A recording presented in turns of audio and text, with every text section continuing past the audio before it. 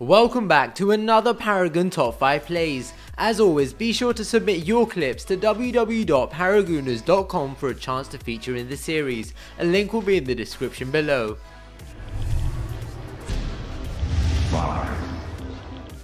Kicking it off at number 5 is Bane 1 on Riktor. He spots a lonely Gideon trying to take the blue buff when he intercepts. Gideon tries to teleport to safety, but he lands a fantastic pull on Gideon in mid-air, pops his ultimate and manages to kill Gideon without breaking a sweat.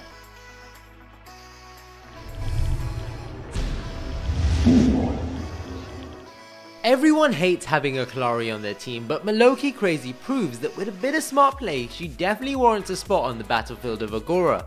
The enemy team attempt to deposit the Orb Prime as she intercepts Grim, but with two allies protecting him, there is little chance of her taking him out, so she retreats into the shadow plane but not giving up just yet. The enemy team still have vision of her, but she lines up her ultimate straight for Grim before they catch her and lands a basic attack, followed up by a dagger to slow him down. She finishes him off before he can use his GTFO, stealing the orb for her team. She uses the Legends of Agora to run past two enemy heroes, but Rampage knows what she's up to and attempts to cut her off. He doesn't let her get away that easy, but she double jumps, narrowly dodging the rock throw from Rampage, and with Kallari in the shadow plane, it's now an easy hand in, giving her team the Orb Prime buff and a chance to win the game.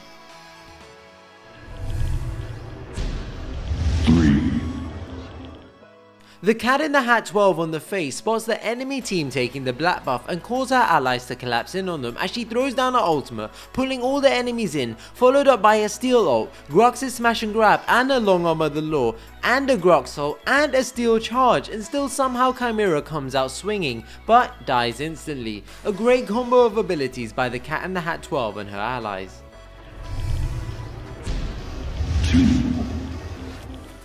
Egg McMuffin 243 on Howitzer and Red's Dead on Steel collapse onto the enemy team with a huge steel ult on 4 enemy heroes, followed up by a Howitzer ult and the mine to push them all right back into it. Several gets lucky, or so he thinks, until he realizes he does absolutely no damage and tries to retreat, but it's a bit late for that as Egg McMuffin picks up a pentakill.